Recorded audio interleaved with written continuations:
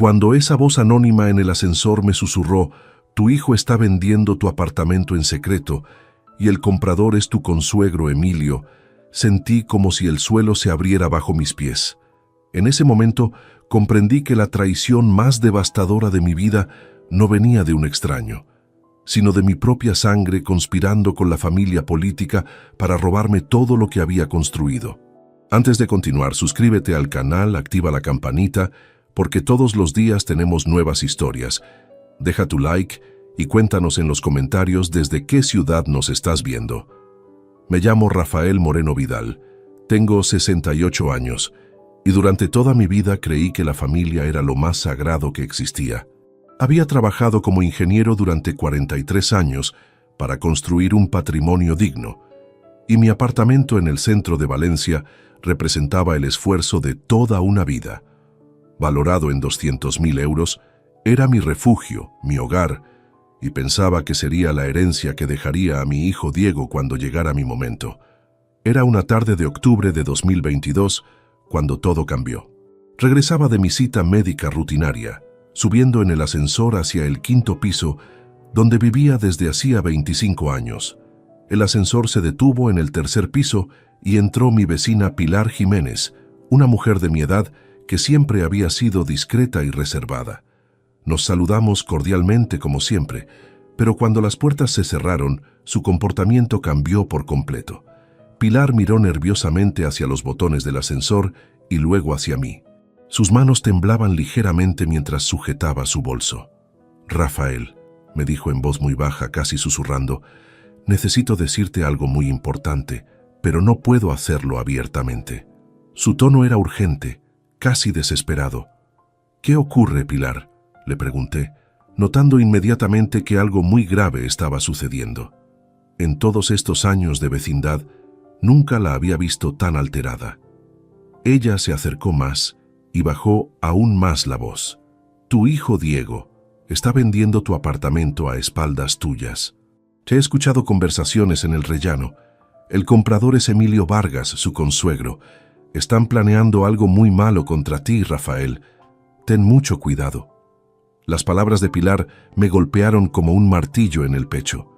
Por un momento pensé que había escuchado mal, que quizás mi edad finalmente estaba pasándome factura en el oído, pero la expresión seria y preocupada de mi vecina me confirmó que cada palabra era real. «¿Estás segura de lo que me estás diciendo, Pilar?», le pregunté, sintiendo cómo mi voz comenzaba a temblar involuntariamente. «Completamente segura, Rafael. Ayer por la noche escuché a Diego hablando por teléfono en el rellano. Mencionó documentos, papeles legales y dijo textualmente que el viejo no se enterará hasta que sea demasiado tarde. También mencionó a Emilio varias veces, hablando de dinero y de una venta urgente. El ascensor llegó al 5º piso y las puertas se abrieron.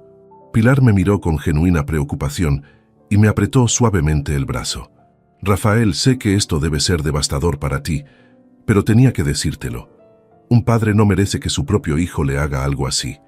Por favor, ten cuidado y no confíes en nadie hasta que sepas toda la verdad». Salí del ascensor en estado de shock completo. Mis piernas apenas me sostenían mientras caminaba hacia la puerta de mi apartamento. Las llaves me temblaban en las manos y necesité 3 intentos para abrir la puerta. Una vez dentro, me dejé caer en mi sillón favorito, tratando de procesar lo que acababa de escuchar. Diego Moreno Castillo, mi hijo de 42 años, el niño al que había criado con amor y sacrificio, realmente estaba conspirando para robarme mi hogar. Y Emilio Vargas, su consuegro, ese empresario aparentemente respetable de 70 años, era su cómplice en esta traición. Mi mente comenzó a recordar detalles que quizás había pasado por alto. En las últimas semanas, Diego había venido más frecuentemente de visita, siempre preguntando sobre mis documentos, sobre mi testamento, sobre si tenía algún problema con el apartamento. Yo había interpretado estas preguntas como el interés natural de un hijo por el bienestar de su padre. Pero ahora, con las palabras de Pilar resonando en mi cabeza, todo comenzaba a tomar un significado completamente diferente y mucho más siniestro. Esa noche no pude dormir ni un solo minuto. Me quedé despierto hasta el amanecer, planeando cómo descubrir la verdad sobre esta supuesta conspiración que podría costarme todo lo que había construido en la vida. A la mañana siguiente, decidí actuar con la cautela que me habían enseñado mis años de experiencia como ingeniero. No podía confrontar directamente a Diego sin pruebas sólidas, pero tampoco podía ignorar la advertencia de Pilar. Necesitaba investigar discretamente antes de tomar cualquier decisión precipitada. Comencé por revisar todos mis documentos personales que guardaba en la caja fuerte de mi dormitorio. Escrituras del apartamento, testamento, pólizas de seguros, todo parecía estar en su lugar. Sin embargo, noté algo extraño. Algunos papeles estaban ligeramente desordenados, no exactamente como yo los había dejado. Alguien había estado revisando mis documentos, y la única persona que conocía la combinación de la caja fuerte, además de mí, era Diego. Esa tarde, cuando Diego llegó para su visita habitual, decidí observarlo con nuevos ojos. Mi hijo llegó alrededor de las 5 de la tarde, como siempre, pero esta vez noté detalles que antes había pasado por alto. Parecía nervioso, consultaba constantemente su teléfono móvil, y sus preguntas sobre mi salud sonaban forzadas, como si estuviera siguiendo un guión previamente ensayado. «Papá, ¿cómo te sientes hoy? ¿Has tenido algún problema con el apartamento últimamente?», me preguntó mientras revisaba disimuladamente los papeles que yo había dejado sobre la mesa del comedor. «Todo está bien, Diego». «¿Por qué me preguntas eso tan específicamente?», respondí, estudiando cuidadosamente su reacción. «No, por nada en particular. Es solo que a tu edad es importante estar atento a cualquier inconveniente. Ya sabes, problemas de fontanería, estructura del edificio, ese tipo de cosas», dijo evitando el contacto visual directo conmigo. Esa respuesta me resultó extrañamente específica. ¿Por qué mencionaba problemas estructurales del edificio? Mi apartamento estaba en perfectas condiciones, y el edificio había pasado recientemente todas las inspecciones técnicas requeridas por la comunidad de propietarios. Después de que Diego se marchara, decidí revisar el historial de llamadas de mi teléfono fijo. Descubrí varias llamadas realizadas durante las horas en que yo no estaba en casa, precisamente los días en que Diego había venido de visita. Los números no me resultaban familiares, pero anoté cada uno de ellos para investigar posteriormente. Al día siguiente, utilicé mis contactos del gremio de ingenieros para investigar esos números telefónicos. Uno de ellos pertenecía a un despacho de abogados especializado en transacciones inmobiliarias urgentes, otro a una empresa de tasaciones express, y el tercero, para mi sorpresa y horror, al propio Emilio Vargas Ortega. La confirmación de que Emilio estaba involucrado me golpeó duramente. Conocía a Emilio desde que Diego se casó con su hija Natalia hace 5 años. Siempre me había parecido un hombre correcto, empresario exitoso, aparentemente honorable. Jamás imaginé que pudiera estar conspirado contra mí junto con mi propio hijo. Decidí profundizar más en la investigación. Utilizando mis conocimientos técnicos, logré acceder discretamente al historial de navegación del ordenador que Diego usaba cuando venía a visitarme. Lo que descubrí me dejó sin aliento. Búsquedas sobre venta urgente de propiedades, documentación para incapacidad mental temporal, procedimientos legales para tutela de personas mayores, y lo más alarmante de todo, cómo vender propiedades de familiares en situaciones de emergencia. Pero el hallazgo más devastador estaba en sus correos electrónicos temporales. Diego había estado intercambiando mensajes con alguien identificado solo como EV, claramente Emilio Vargas. En uno de esos mensajes, fechado apenas una semana atrás, leí algo que me heló la sangre. Todo está preparado para la siguiente fase. El abogado Javier Román confirmó que puede generar la documentación necesaria sobre problemas estructurales graves. Una vez que tengamos los papeles, podremos proceder con la venta de emergencia. Tu padre no sospechará nada hasta que sea demasiado tarde. Recuerda, 50-50 como acordamos. La traición era real, documentada, y mucho peor de lo que había imaginado inicialmente. No solo planeaban robarme mi apartamento, sino que habían contratado a un abogado corrupto para falsificar documentos que justificaran una venta forzosa por supuestos problemas estructurales inexistentes. Esa noche, mientras reflexionaba sobre la magnitud de la conspiración, comprendí que estaba enfrentando no solo la traición de mi hijo, sino una operación criminal cuidadosamente planificada. Emilio Vargas había utilizado su experiencia empresarial para diseñar un esquema que me dejaría sin hogar y sin recursos, mientras él se quedaba con una propiedad valorada en 200.000 euros por una fracción de su precio real. La pregunta que me atormentaba era, ¿cuánto tiempo llevaban planeando esto? ¿Y qué papel exacto jugaba Natalia en esta conspiración? ¿Sabía mi nuera lo que su padre y su esposo estaban tramando contra mí, o era tan víctima de sus manipulaciones como lo había sido yo hasta ahora? Decidí que necesitaba más información antes de actuar, pero también sabía que el tiempo corría en mi contra. Según el correo que había leído, la siguiente fase estaba a punto de comenzar, y yo necesitaba estar preparado para defenderme. Los siguientes días los dediqué a una investigación más profunda y sistemática. Necesitaba entender exactamente cómo funcionaba el plan de Emilio y Diego, cuándo pensaban ejecutarlo, y lo más importante, cómo podía protegerme de esta estafa elaborada. Decidí contactar discretamente con algunos de mis antiguos colegas ingenieros que trabajaban en el Ayuntamiento de Valencia. A través de ellos, pude acceder a información sobre recientes solicitudes de inspecciones técnicas en mi edificio. Para mi alarma, descubrí que alguien había solicitado una inspección estructural urgente utilizando documentación que supuestamente yo había firmado. La fecha de la solicitud coincidía exactamente con una de las visitas de Diego a mi casa. La falsificación de mi firma era prácticamente perfecta. Quienquiera que hubiera hecho esto tenía acceso no solo a muestras de mi letra, sino también conocimientos técnicos sobre cómo presentar este tipo de solicitudes burocráticas. Esto confirmaba que Javier Román, el abogado mencionado en los correos, no era un amateur, sino un profesional experimentado en este tipo de fraudes inmobiliarios. Continué monitoreando las comunicaciones de Diego desde mi ordenador. En un nuevo intercambio de mensajes con Eve, encontré detalles escalofriantes sobre el cronograma de su operación. Emilio había escrito, Javier confirma que el informe técnico falso estará listo para el viernes. Contendrá términos técnicos sobre grietas estructurales y riesgo de colapso inminente. Una vez que Rafael reciba la notificación oficial, tendrá 72 horas para desalojar por razones de seguridad. Ahí es cuando tú intervienes con la solución de compra urgente. Diego había respondido, perfecto, ya he preparado el terreno comentándole sobre posibles problemas en el edificio.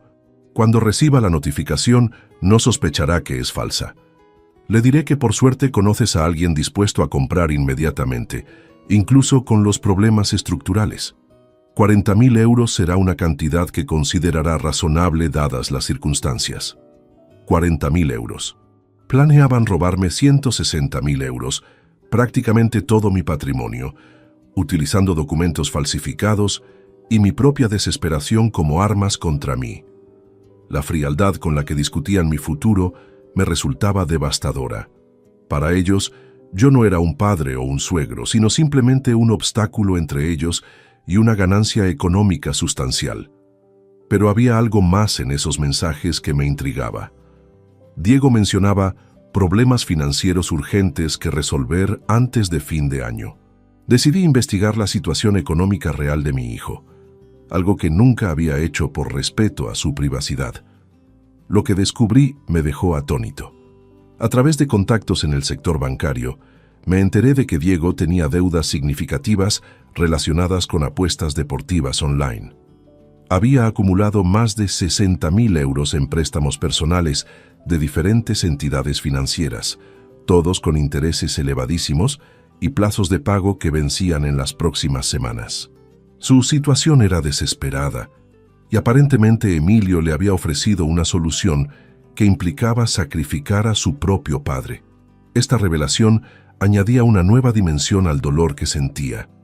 No solo estaba siendo traicionado, sino que mi hijo había caído en una adicción destructiva que lo había llevado a considerar robarme como una opción viable. Emilio, por su parte, probablemente había identificado esta vulnerabilidad y la había explotado para conseguir una propiedad valiosa a precio de liquidación. Continué investigando sobre Javier Román Herrero, el abogado que supuestamente estaba preparando los documentos fraudulentos. Descubrí que tenía un pequeño despacho especializado en transacciones inmobiliarias complejas y que había sido sancionado 2 veces por el Colegio de Abogados por prácticas cuestionables. No era la primera vez que participaba en operaciones de dudosa legalidad. El viernes llegó exactamente como habían predicho los mensajes interceptados. Un mensajero oficial apareció en mi puerta con una notificación del ayuntamiento sobre riesgos estructurales graves detectados en inspección técnica de mi edificio. El documento parecía completamente oficial, con sellos, firmas y referencias técnicas que sonaban convincentes para cualquier persona sin conocimientos de ingeniería. Según la notificación, tenía 72 horas para desalojar el apartamento por razones de seguridad pública. Se mencionaban grietas estructurales, problemas de cimentación y riesgo inminente de colapso parcial. Para alguien de mi edad, sin conocimientos técnicos específicos y sin razones para sospechar fraude, este documento habría sido absolutamente terrorífico. Pero yo sabía que cada palabra era una mentira cuidadosamente construida. Mi edificio había sido inspeccionado apenas 6 meses atrás como parte del mantenimiento regular de la comunidad de propietarios, y todos los informes habían sido excelentes. Además, como ingeniero, podía identificar inconsistencias técnicas en la terminología utilizada en el documento falsificado. El plan estaba funcionando exactamente como Emilio y Diego lo habían diseñado. Ahora esperaban que yo entrara en pánico, que los contactara desesperadamente buscando ayuda, y que aceptara gratamente la generosa oferta de Emilio de comprar mi apartamento problemático por 40.000 euros.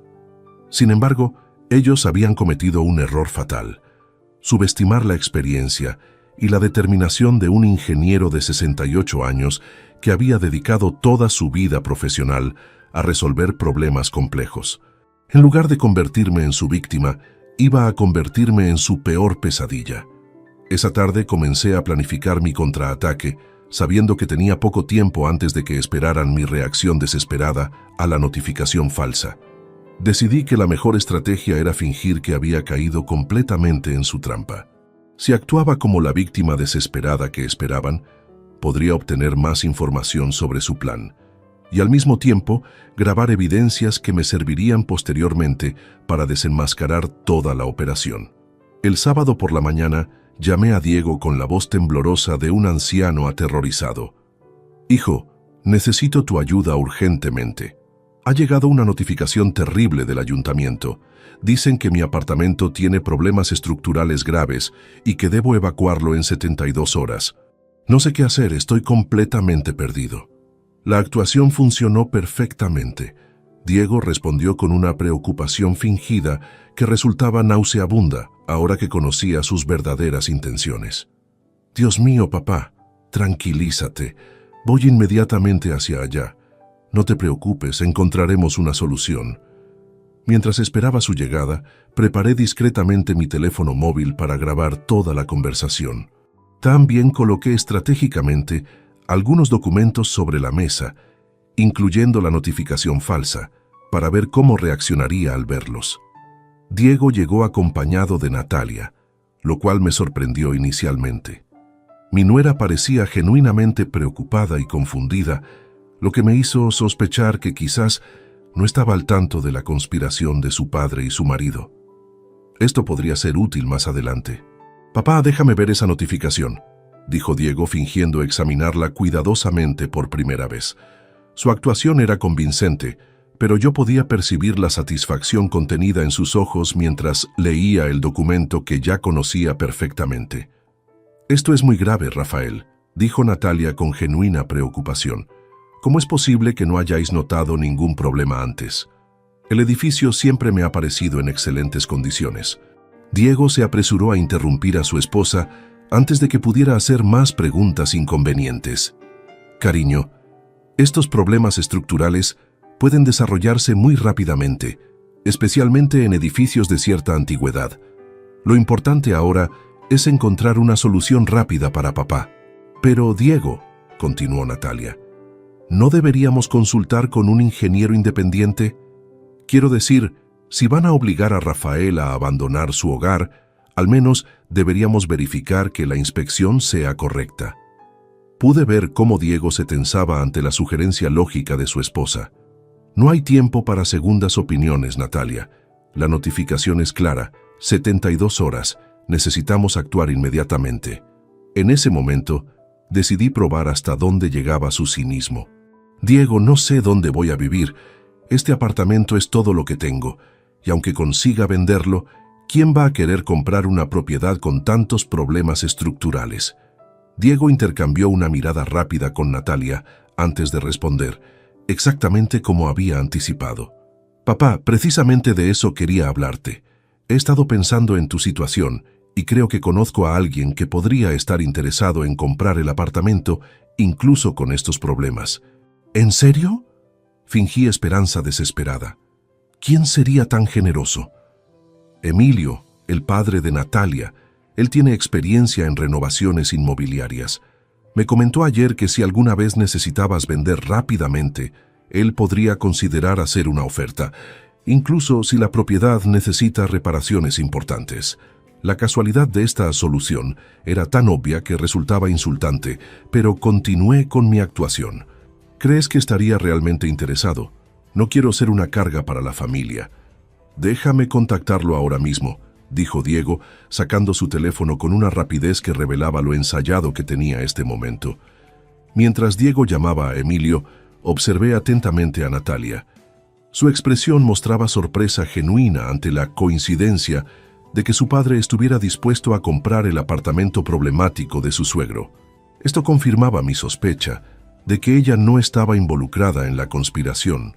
Emilio dice que puede venir esta tarde para ver el apartamento y discutir una posible compra, anunció Diego, después de una breve conversación telefónica que claramente había sido una farsa completa. Eso es maravilloso, respondí manteniendo mi tono de gratitud desesperada. Pero me preocupa el precio. Con todos estos problemas estructurales, supongo que no podrá ofrecer mucho. Diego adoptó una expresión de falsa compasión. Papá, tienes que ser realista. Con una notificación oficial de riesgo estructural, ningún comprador normal se acercaría a esta propiedad. Emilio estaría asumiendo un riesgo enorme al comprarla. Probablemente tendrá que invertir decenas de miles de euros solo en reparaciones básicas para hacerla habitable. Entiendo, hijo. Solo espero que sea una cantidad suficiente para permitirme alquilar algo modesto mientras decido qué hacer con mi vida. Estoy seguro de que Emilio será justo contigo, papá. Él sabe lo difícil que es esta situación para ti. La hipocresía de sus palabras me resultaba físicamente nauseabunda, pero mantuve mi compostura. Cada palabra que pronunciaba estaba siendo grabada, y cada mentira que decía se convertiría en evidencia contra él. Natalia, sin saberlo, me proporcionó información valiosa cuando comentó: «Es extraño que mi padre no me haya mencionado nada sobre su interés en propiedades inmobiliarias. Pensaba que estaba completamente retirado de los negocios». Diego rápidamente cambió de tema, pero su nerviosismo era cada vez más evidente. La web de mentiras se estaba volviendo demasiado compleja, incluso para él, mantenerla consistente. Esa tarde, cuando Emilio llegara para su inspección del apartamento, tendría la oportunidad de grabar directamente al cerebro de toda esta operación fraudulenta. Estaba comenzando a disfrutar de este juego del gato y el ratón, especialmente porque ellos no tenían idea de que el ratón conocía cada movimiento que planeaban hacer. Mientras esperaba la llegada de Emilio esa tarde, decidí que necesitaba asesoramiento legal profesional antes de enfrentar al arquitecto de esta conspiración. No podía permitirme cometer errores que pudieran comprometer mi posición legal más adelante. Contacté discretamente con Tomás García Blanco, un abogado especializado en derecho inmobiliario que había conocido años atrás durante un proyecto de construcción. Tomás tenía una reputación impecable y, lo más importante, no tenía ninguna conexión con Emilio o Diego que pudiera comprometer la confidencialidad de mi consulta. «Tomás, necesito tu ayuda con un asunto muy delicado», le expliqué por teléfono. Creo que están intentando estafarme con documentación falsa relacionada con mi propiedad, y necesito saber exactamente cuáles son mis derechos legales. Por supuesto, Rafael. ¿Puedes venir a mi despacho inmediatamente? Este tipo de situaciones requieren atención urgente. En el despacho de Tomás, le mostré la notificación fraudulenta y le expliqué toda la situación sin omitir ningún detalle. Su expresión se volvió cada vez más seria mientras revisaba los documentos y escuchaba mi relato. Rafael, esto que me describes constituye múltiples delitos graves, me dijo después de examinar cuidadosamente la documentación. Falsificación de documentos oficiales, intento de estafa agravada y posiblemente asociación criminal. Las penas pueden ser muy severas. ¿Qué me recomiendas hacer?, le pregunté. Primero, necesitamos documentar todo meticulosamente. Las grabaciones que has obtenido son valiosas, pero necesitamos más evidencia directa. Te sugiero que continúes con tu actuación hasta obtener confesiones explícitas de los involucrados.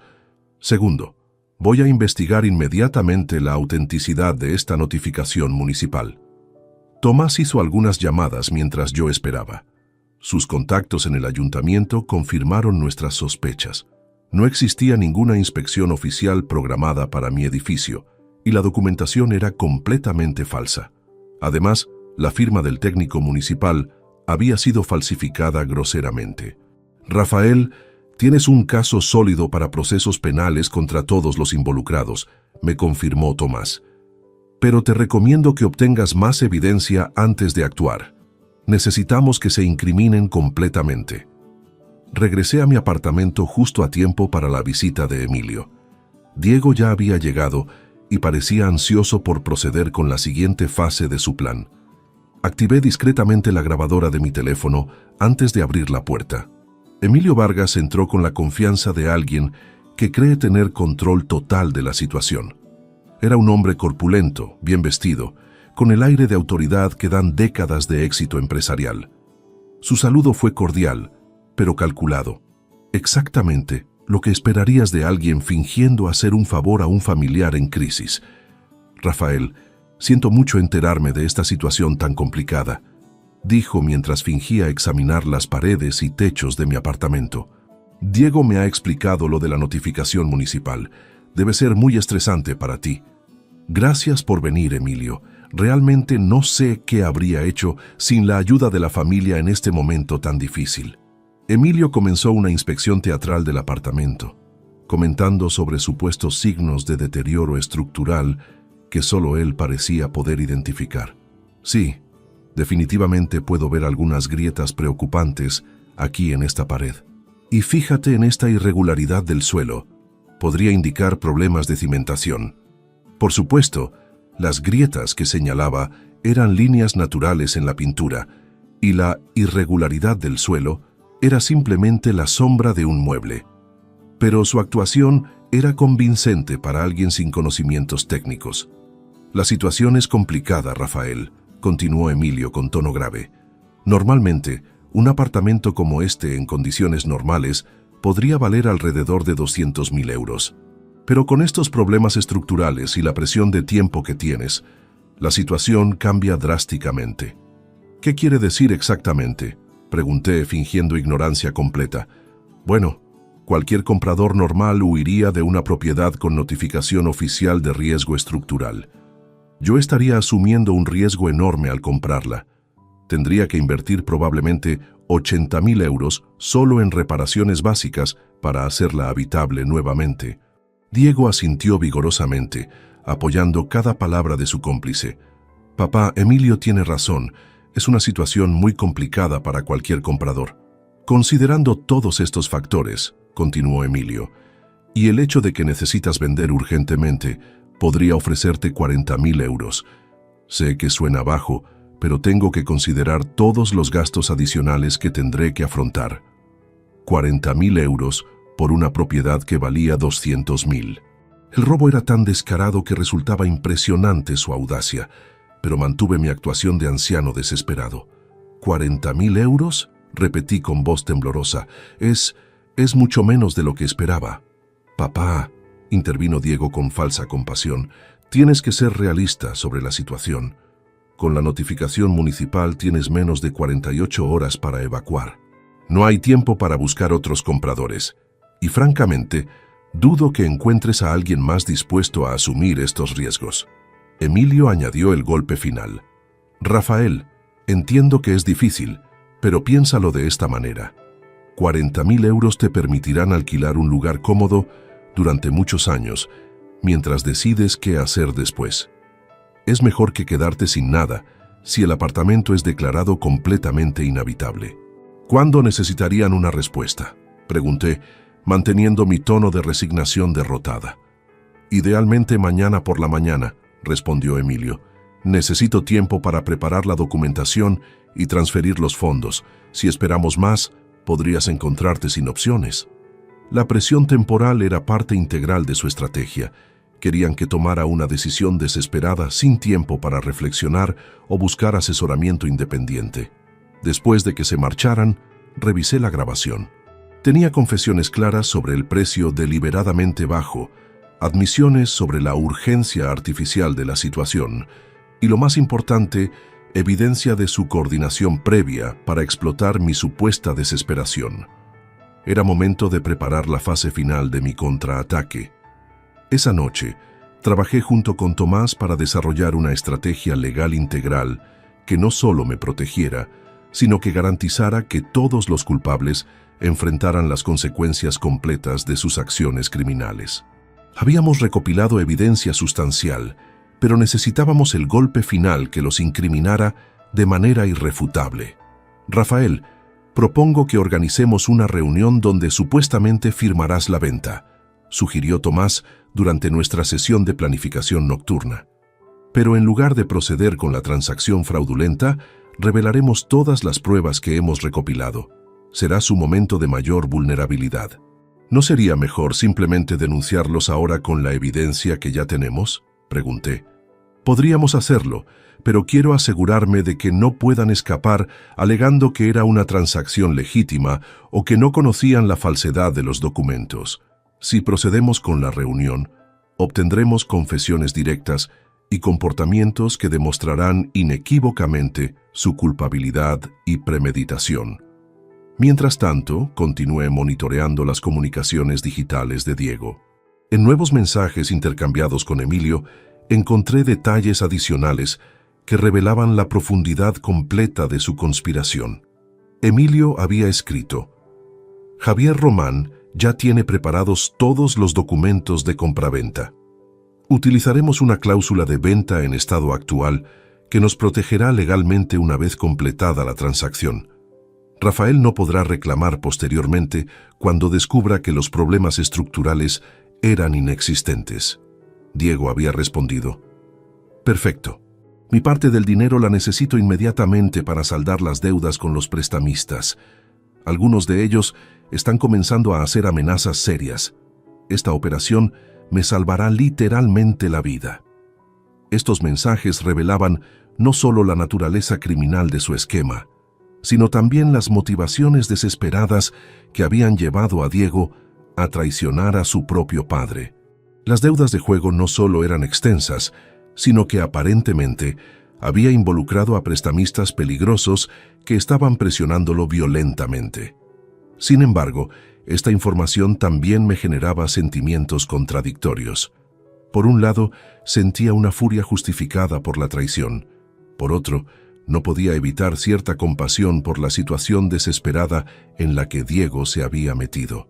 Pero rápidamente recordé que había tenido múltiples oportunidades de pedirme ayuda honestamente, en lugar de conspirar para robarme todo mi patrimonio. Al día siguiente, temprano por la mañana, llamé a Diego para confirmar mi decisión de aceptar la oferta de Emilio. Hijo, he pensado toda la noche sobre la situación. No tengo alternativa. Acepto la oferta de Emilio de 40.000 euros. La satisfacción en la voz de Diego era audible y repugnante. Has tomado la decisión correcta, papá. Sé que es difícil, pero al menos tendrás algo para empezar de nuevo. Emilio está muy contento de poder ayudarte en esta situación tan complicada. ¿Dónde podemos reunirnos para firmar los papeles?, pregunté, siguiendo el guión que Tomás y yo habíamos preparado. Emilio sugiere que nos encontremos en el despacho de su abogado esta tarde a las 4. Así todo será completamente legal y oficial. ¿Te parece bien? Por supuesto. ¿Necesito llevar algún documento específico? Solo tu documento de identidad y las escrituras originales del apartamento. Javier, el abogado de Emilio, ya tiene preparado todo lo demás. Después de colgar, contacté inmediatamente con Tomás para informarle sobre los detalles de la reunión. Perfecto, me dijo. Tengo contactos en la policía especializada en delitos económicos. Estarán preparados para intervenir en el momento apropiado. ¿Estás seguro de que no puede salir mal?, le pregunté, sintiendo por primera vez algo de nerviosismo sobre nuestro plan. Rafael, la evidencia que hemos recopilado es abrumadora. Documentos falsificados, grabaciones de confesiones, historial de comunicaciones digitales, y ahora los tendremos intentando completar la transacción fraudulenta en presencia de testigos. No hay manera de que puedan escapar de las consecuencias legales. Esa tarde, antes de dirigirme al despacho de Javier Román, recibí una llamada inesperada de Natalia. Su voz sonaba preocupada y confundida. «Rafael, siento molestarte, pero tengo que preguntarte algo. Ayer por la noche escuché a Diego hablando con mi padre sobre dinero y deudas. Mencionaron tu apartamento varias veces. ¿Está todo bien?» Esta llamada confirmaba mis sospechas de que Natalia no estaba involucrada en la conspiración. Su marido y su padre la habían mantenido completamente al margen de sus actividades criminales. «Natalia, todo se aclarará muy pronto. Por favor, confía en mí y no le menciones esta conversación a Diego o a tu padre por ahora. Rafael, me estás asustando. ¿Qué está pasando realmente? Te prometo que después de esta tarde tendrás todas las respuestas, pero necesito que confíes en mí hasta entonces». Mientras me dirigía al despacho del abogado corrupto, sentía una mezcla de determinación, tristeza y anticipación. Estaba a punto de enfrentar no solo a los criminales que habían conspirado contra mí, sino también de confrontar la realidad de que mi propio hijo había estado dispuesto a destruir mi vida por dinero. La justicia estaba cerca, pero el precio emocional de esta traición familiar sería algo con lo que tendría que vivir para siempre. Diego había elegido el dinero sobre el amor paternal, y las consecuencias de esa elección estaban a punto de materializarse de la manera más devastadora posible. En unos minutos, toda su cuidadosa conspiración se desmoronaría y tendrían que enfrentar no solo las consecuencias legales de sus crímenes, sino también la humillación pública de ser desenmascarados como estafadores que habían intentado robar a un anciano indefenso. El despacho de Javier Román estaba ubicado en un edificio modesto del centro de Valencia, en una tercera planta sin ascensor. La decoración era austera, pero pretendía transmitir profesionalidad, con estanterías llenas de códigos legales y diplomas enmarcados que ahora sabía que escondían la verdadera naturaleza corrupta de sus actividades. Llegué puntualmente a las 4 de la tarde, interpretando perfectamente mi papel de anciano resignado y algo confundido por la complejidad de la situación. Diego ya estaba presente, junto con Emilio y el propio Javier Román, un hombre delgado de unos 48 años, con aspecto nervioso que evitaba el contacto visual directo. «Don Rafael, bienvenido», me saludó Javier con una sonrisa forzada. «Lamento las circunstancias que nos reúnen hoy, pero estoy seguro de que podremos resolver esta situación de la manera más beneficiosa para todas las partes involucradas». «Gracias, señor Román. Confío en que todo se haga correctamente», respondí, manteniendo mi tono de vulnerable dependencia. Emilio se acercó y me puso una mano en el hombro con falsa camaradería. «Rafael, quiero que sepas que considero esta transacción como una ayuda familiar. Sé que las circunstancias no son ideales, pero al menos podrás salir de esta situación con algo de capital para comenzar nuevamente. Te estoy muy agradecido, Emilio. No sé qué habría hecho sin vuestra generosidad en este momento tan difícil». Diego añadió su propia actuación. «Papá, sé que esto es duro para ti, pero piensa que al menos no te quedarás en la calle. 40.000 euros te permitirán vivir cómodamente durante varios años». Javier Román extendió los documentos sobre su escritorio con movimientos que intentaban parecer profesionales, pero que traicionaban su nerviosismo subyacente. Don Rafael, aquí tenemos el contrato de compraventa. Como puede ver, especifica claramente que la venta se realiza en el estado actual de la propiedad y que el comprador asume todos los riesgos relacionados con los problemas estructurales identificados en la inspección municipal. Fingí examinar los documentos con la confusión de alguien abrumado por terminología legal compleja. Hay muchas cláusulas que no entiendo completamente. ¿Podría explicarme qué significa exactamente esta parte sobre exención de responsabilidades posteriores? Es simplemente una protección estándar, explicó Javier con creciente confianza. Significa que una vez completada la venta, usted no podrá reclamar posteriormente si se descubren problemas adicionales en la propiedad. Es procedimiento normal en este tipo de transacciones urgentes. Entiendo, respondí, mientras discretamente activaba la grabadora de audio que llevaba oculta. ¿Y esta cláusula que menciona conformidad con inspección técnica municipal? Emilio intercambió una mirada rápida con Diego antes de responder. Esa cláusula simplemente confirma que ambas partes reconocemos la validez del informe técnico que motivó esta venta urgente. Es importante tener esa confirmación por escrito para evitar malentendidos futuros. Por supuesto, dije, fingiendo aceptar su explicación. ¿Y el precio final es efectivamente 40.000 euros? Exactamente, confirmó Emilio. Considerando los gastos de reparación que tendré que afrontar y el riesgo que estoy asumiendo, creo que es una oferta muy justa, dadas las circunstancias excepcionales. Diego asintió vigorosamente. Papá, teniendo en cuenta que el apartamento podría ser declarado completamente inhabitable si no actúas rápidamente, esta oferta es realmente generosa. En ese momento, decidí comenzar la fase final de mi actuación para obtener las confesiones más incriminatorias posibles.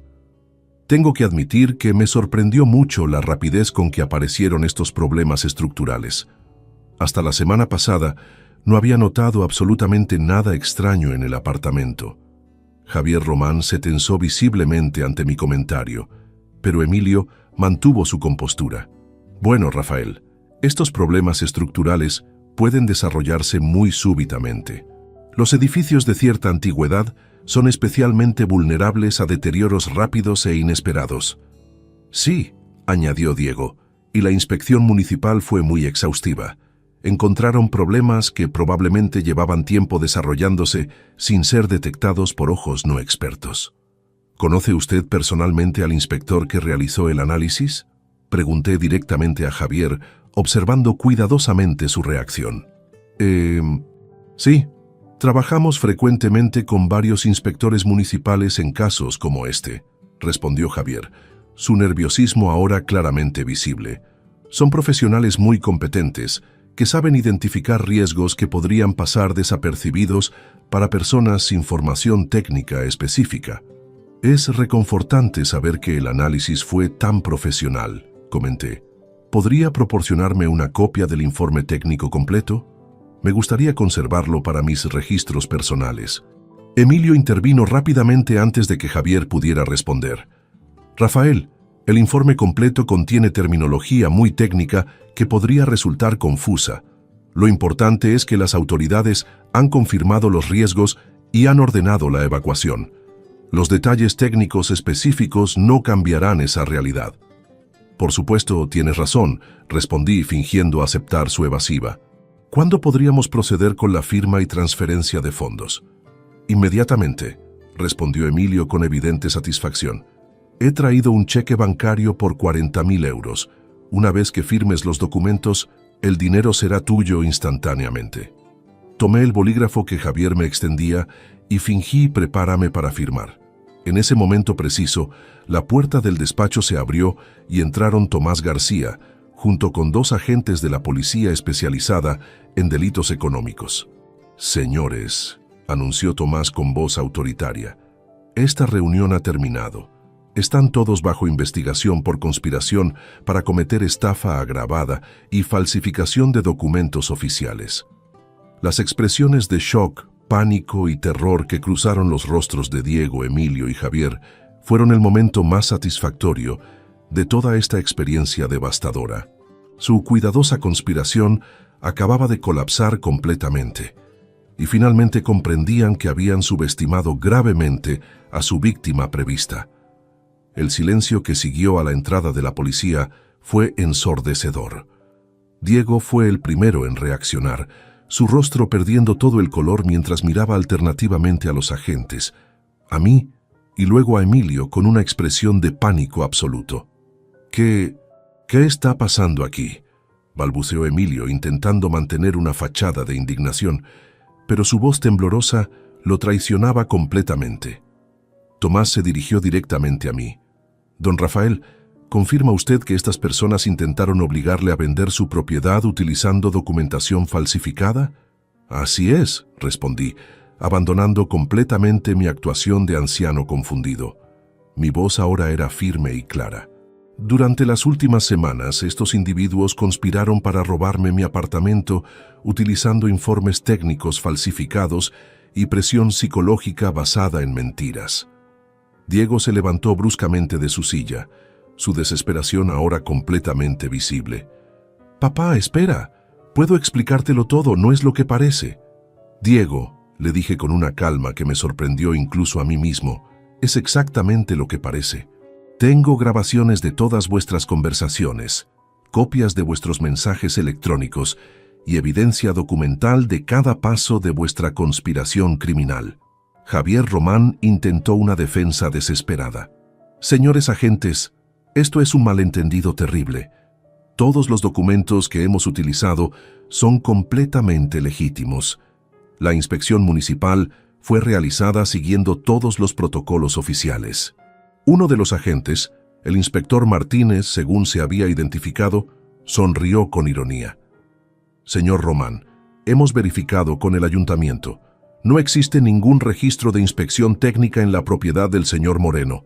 Además, el sello municipal utilizado en su documentación es una falsificación que utiliza una tipografía descontinuada desde hace 3 años». La cara de Javier se desplomó ante esta revelación. Su esquema perfecto tenía fallas técnicas que cualquier investigación profesional podía identificar fácilmente. Emilio hizo un último intento de control de daños. «Inspector, creo que ha habido una confusión terrible. Mi yerno Diego me informó sobre problemas en el apartamento de su padre, y yo simplemente ofrecí ayuda familiar. Mi intención siempre fue asistir a Rafael en una situación difícil». «Señor Vargas», intervine yo, «tengo grabaciones donde usted discute específicamente cómo explotar mi supuesta desesperación para adquirir mi propiedad por una fracción de su valor real. También tengo evidencia de sus pagos al señor Román por la falsificación de documentos oficiales». El inspector Martínez comenzó a leer sus derechos a los 3 conspiradores mientras su compañero preparaba las esposas. Diego, sin embargo, hizo una última súplica desesperada. «Papá, por favor, estoy en serios problemas. Debo dinero a gente muy peligrosa. Si no consigo el dinero pronto, me van a hacer daño. Todo esto lo hice porque estaba desesperado». «Diego», le respondí con una tristeza profunda, pero también con firmeza inquebrantable, «tenías decenas de oportunidades para pedirme ayuda honestamente. En lugar de eso, elegiste conspirar para robarme todo lo que he trabajado durante toda mi vida. Esa decisión tiene consecuencias que tendrás que enfrentar».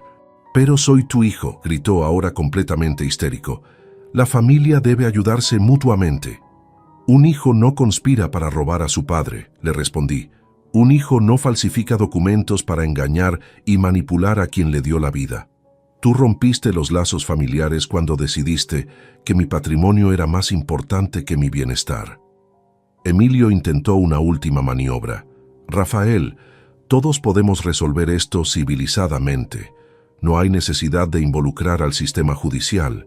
Podemos llegar a un acuerdo que beneficie a todas las partes». «Señor Vargas», le dije con desprecio evidente, «usted orquestó una conspiración criminal para robar a un anciano. Utilizó la desesperación financiera de mi hijo para convertirlo en su cómplice. No hay acuerdo posible que pueda reparar el daño que han intentado causar». Los agentes procedieron con las detenciones. Javier Román parecía completamente derrotado, comprendiendo que su carrera legal había terminado definitivamente. Emilio mantenía una fachada de dignidad, pero su reputación empresarial estaba destruida para siempre.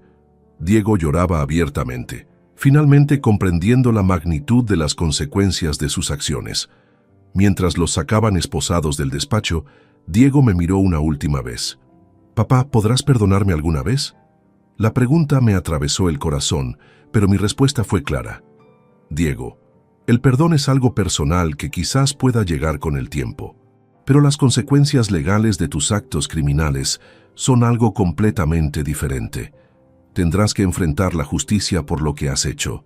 Tomás me puso una mano en el hombro mientras veíamos cómo se llevaban a los 3 conspiradores. «Rafael, has manejado esta situación con una valentía excepcional. Muchas personas en tu posición habrían sido víctimas de esta estafa sofisticada». «Tomás», le respondí, 43 años trabajando como ingeniero me enseñaron a analizar problemas complejos y encontrar soluciones. Esta vez, el problema eran mi propio hijo y su conspiración criminal. Esa tarde, después de completar las declaraciones oficiales en la comisaría, regresé a mi apartamento. El lugar se sentía diferente ahora, no solo porque había estado a punto de perderlo, sino porque representaba una victoria sobre la traición más dolorosa que había experimentado en mi vida. La justicia legal seguiría su curso, pero la justicia emocional requeriría un proceso mucho más largo y complejo de sanar las heridas que mi propio hijo había infligido en mi corazón. Los días siguientes transcurrieron con una intensidad legal que me mantuvo constantemente ocupado. Tomás me guió a través del laberinto burocrático necesario para formalizar las denuncias penales contra los 3 conspiradores, cada uno enfrentando cargos específicos según su nivel de participación en el fraude. Diego fue acusado de conspiración para cometer estafa agravada, complicidad en falsificación de documentos oficiales y tentativa de apropiación indebida del patrimonio familiar. Los cargos contra él eran particularmente graves debido a su condición de hijo y heredero legal, lo que convertía su traición en un agravante según el Código Penal español. Emilio enfrentaba cargos aún más severos como cerebro de la operación, asociación criminal, estafa agravada con abuso de confianza familiar, falsificación de documentos oficiales y soborno a funcionario público por sus pagos a Javier Román. Su historial empresarial, que anteriormente había sido su orgullo, ahora se convertía en evidencia de su capacidad para planificar operaciones financieras complejas con fines criminales. Javier Román, además de todos los cargos relacionados con la falsificación, enfrentaba la pérdida inmediata de su licencia profesional y una investigación del Colegio de Abogados sobre otras transacciones sospechosas en su historial. Su carrera legal había terminado definitivamente y probablemente enfrentaría varios años de prisión. Una semana después de las detenciones, recibí una visita inesperada de Natalia. Mi nuera llegó a mi apartamento visiblemente destrozada emocionalmente, cargando con el peso de descubrir las actividades criminales de su esposo y su padre simultáneamente. «Rafael», me dijo mientras se sentaba en mi sofá con lágrimas en los ojos, no tenía absolutamente ninguna idea de lo que estaban planeando. Me siento traicionada no solo como esposa, sino también como hija. ¿Cómo pude ser tan ciega ante lo que estaba sucediendo en mi propia familia? «Natalia», le respondí con genuina compasión. Ellos se esforzaron deliberadamente en mantenerte al margen de sus actividades. Tú eres tan víctima de sus engaños como lo fui yo inicialmente. Pero Diego es mi esposo. Debería haber notado algo. Sus cambios de comportamiento, su nerviosismo, las llamadas telefónicas secretas. Todos los signos estaban ahí. Pero yo los ignoré o encontré justificaciones inocentes. Le expliqué cómo había descubierto gradualmente la conspiración, desde la advertencia de Pilar en el ascensor hasta las evidencias documentales que había recopilado. Natalia escuchaba con horror creciente mientras comprendía la sofisticación del plan criminal que su familia había desarrollado. «¿Qué va a pasar con Diego ahora?», me preguntó finalmente. «Tomás estima que probablemente enfrentará entre 3 y 5 años de prisión, dependiendo de si coopera con la investigación y muestra arrepentimiento genuino. Además, obviamente, he iniciado los procedimientos legales para modificar mi testamento y removerlo completamente como heredero. Natalia asintió con tristeza, pero también con comprensión. Es justo, Rafael. Lo que hizo es imperdonable. Pero me duele pensar que nuestro matrimonio también es una víctima de sus decisiones criminales. ¿Estás considerando el divorcio?, le pregunté. No veo otra alternativa. No puedo continuar casada con alguien capaz de conspirar para robar a su propio padre. Además, la situación legal hace imposible cualquier reconciliación. Diego va a enfrentar años de problemas judiciales, y yo necesito proteger mi propio futuro. Durante las siguientes semanas, los procedimientos legales avanzaron rápidamente. La evidencia que habíamos recopilado era tan abrumadora que los abogados defensores de los 3 acusados recomendaron acuerdos de culpabilidad para reducir las penas potenciales. Emilio, enfrentando las acusaciones más graves y la posibilidad de una década en prisión, fue el primero en aceptar un acuerdo. Se declaró culpable de todos los cargos a cambio de una sentencia reducida de 6 años de cárcel y la obligación de pagar una compensación de 80.000 euros por daños y perjuicios. La caída de su imperio empresarial fue espectacular.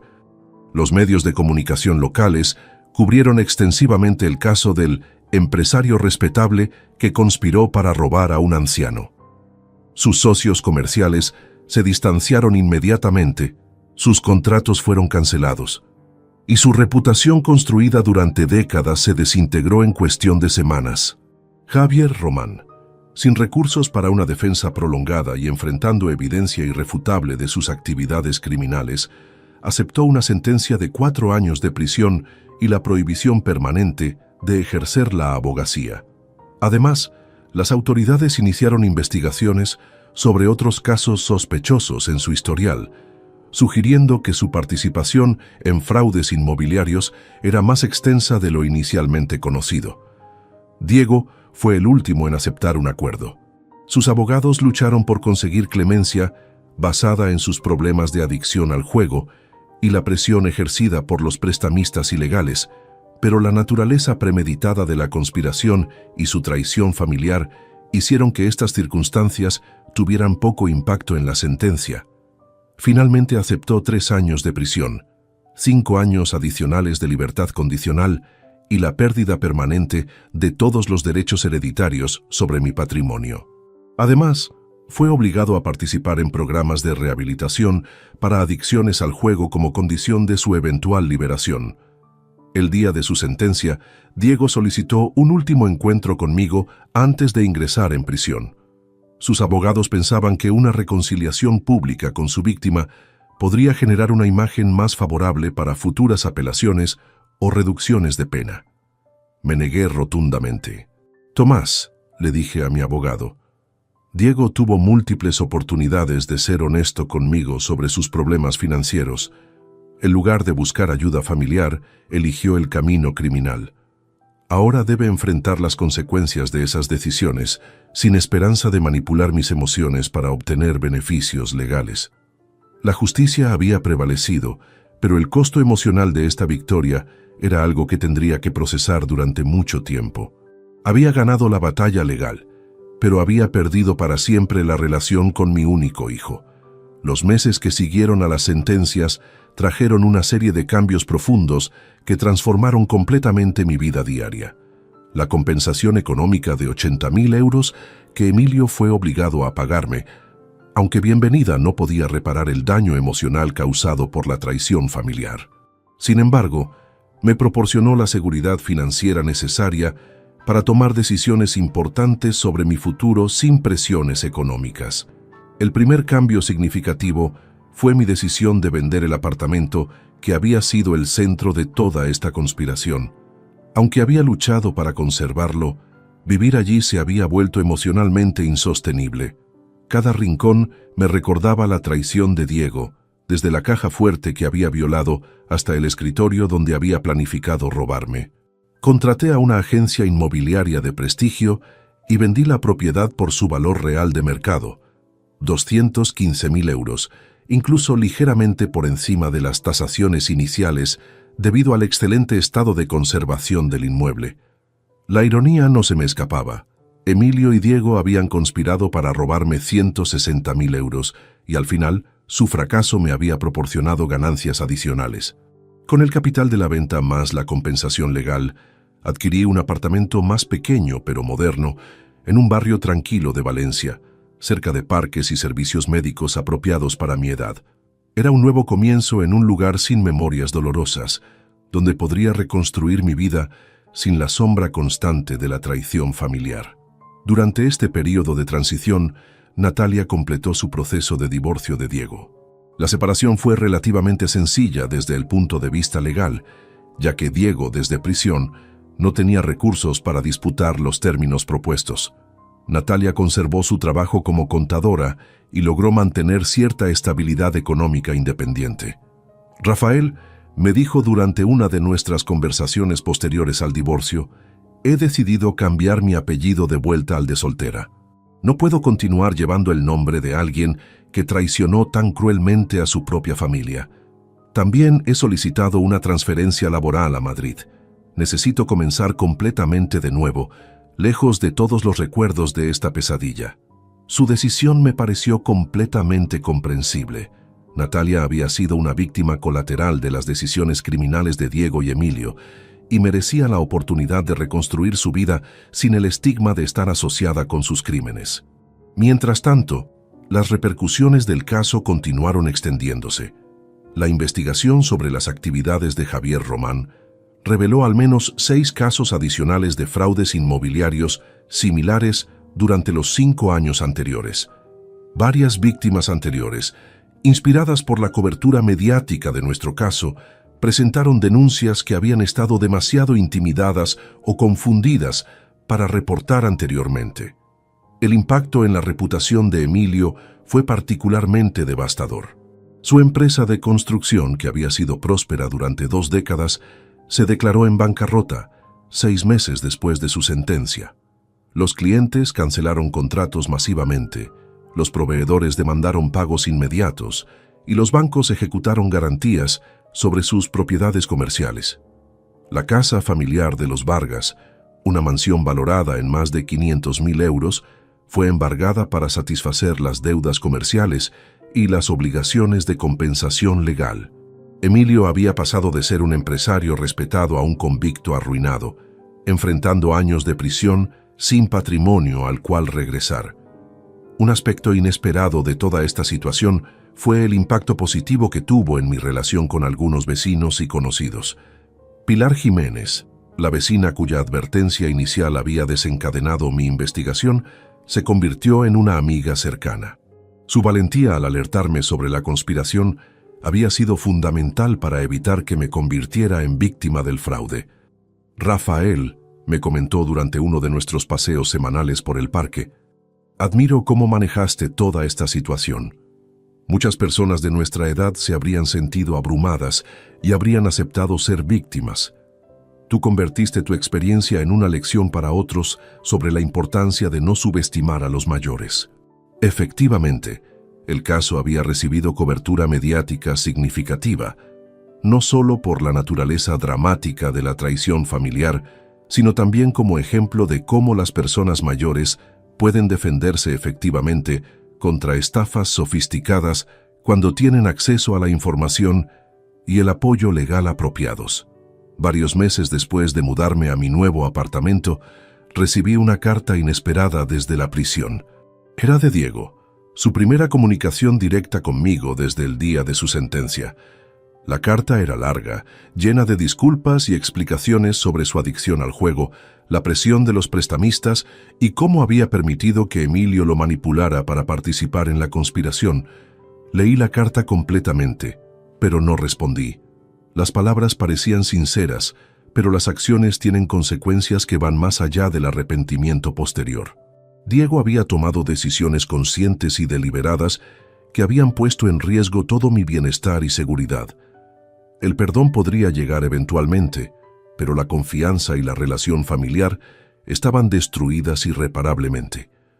En su lugar, Utilicé la energía emocional que podría haber gastado en correspondencia carcelaria para enfocarme en construir nuevas relaciones y actividades significativas. Me uní a un grupo de voluntarios que ayuda a personas mayores a identificar y evitar estafas financieras, compartiendo mi experiencia para proteger a otros de traiciones similares.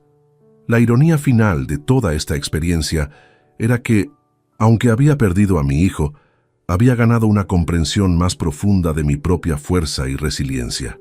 A los 68 años, había demostrado que la sabiduría y la experiencia podían triunfar sobre la manipulación y el engaño, sin importar cuán sofisticados fueran los esquemas criminales involucrados.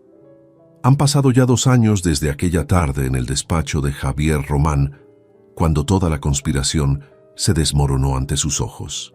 Escribo esta reflexión final desde la terraza de mi nuevo apartamento, observando el atardecer valenciano, mientras contemplo cómo esta experiencia transformó completamente mi perspectiva sobre la familia, la confianza y la capacidad de recuperación humana. Diego cumplió 18 meses de su sentencia antes de ser trasladado a un régimen de semilibertad debido a su participación activa en programas de rehabilitación para adicciones. Según las noticias que recibo ocasionalmente a través de conocidos mutuos, ha conseguido trabajo en una empresa de construcción, ganando un salario modesto que utiliza principalmente para pagar las restituciones ordenadas por el tribunal. No hemos restablecido contacto directo y, francamente, no estoy seguro de que alguna vez lo haremos.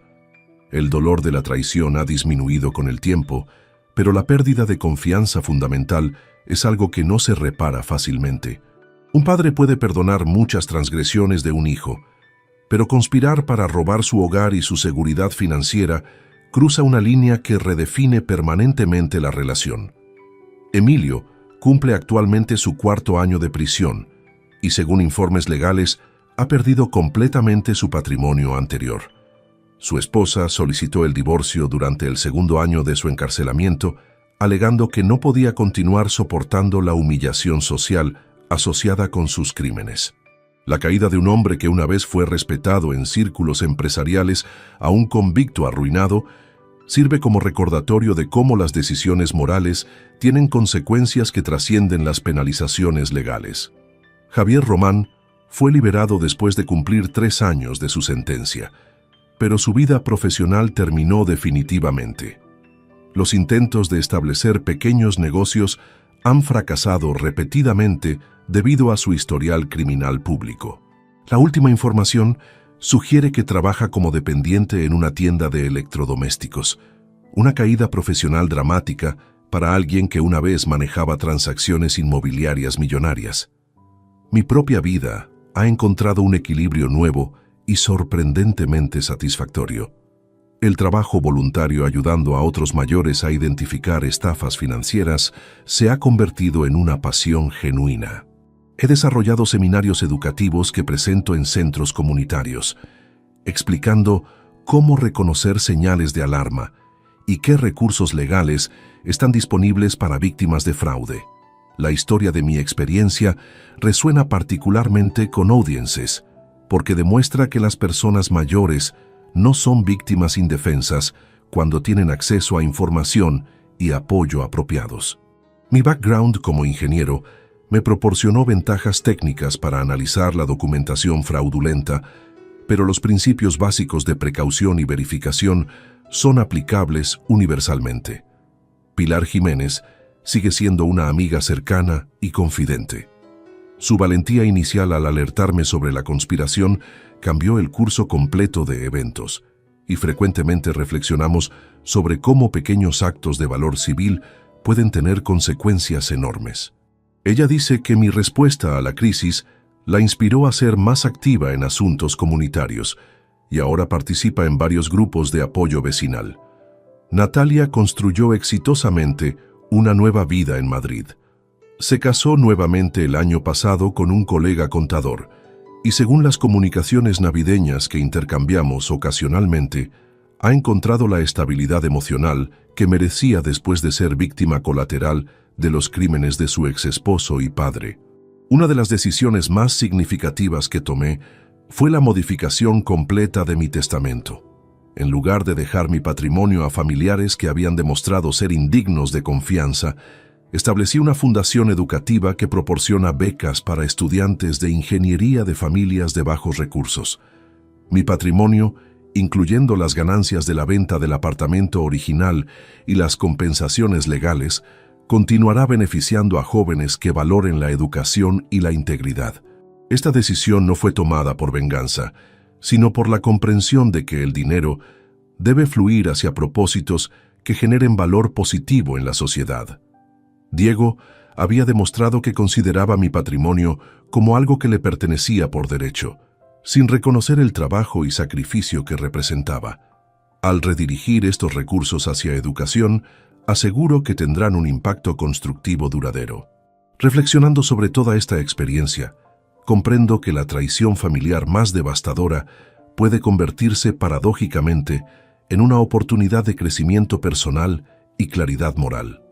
La conspiración de Diego y Emilio me obligó a descubrir reservas de fuerza, determinación e inteligencia estratégica que no sabía que poseía. Aprendí que la edad no significa vulnerabilidad automática y que la experiencia de vida puede ser un recurso poderoso cuando se enfrenta con desafíos complejos. También descubrí que es posible encontrar nueva comunidad y propósito, incluso después de perder relaciones familiares fundamentales. El atardecer valenciano continúa pintando el cielo con colores dorados mientras escribo estas palabras finales. Mi apartamento es más pequeño que el anterior, pero está lleno de recuerdos positivos y planes futuros. No tengo la familia que una vez pensé que tenía, pero he construido una red de relaciones basadas en respeto mutuo y valores compartidos. Diego aprendió que las traiciones familiares tienen consecuencias permanentes que trascienden cualquier ganancia financiera temporal. Emilio descubrió que la manipulación y el fraude eventualmente destruyen todo lo que una persona ha construido legítimamente. Y yo aprendí que la sabiduría, la preparación y la determinación pueden triunfar sobre cualquier conspiración, sin importar cuán sofisticada parezca. La vida continúa, pero ahora con la certeza de que he establecido límites claros sobre lo que acepto de otros y que tengo la capacidad de protegerme contra futuras traiciones. Es una lección valiosa, aunque dolorosa, que espero inspire a otros a nunca subestimar su propia capacidad de resistencia y justicia. Si te gustó esta historia, dale like al video, suscríbete al canal y comparte tus impresiones en los comentarios. Para escuchar la próxima historia, haz clic en la caja de la izquierda. Gracias por vernos.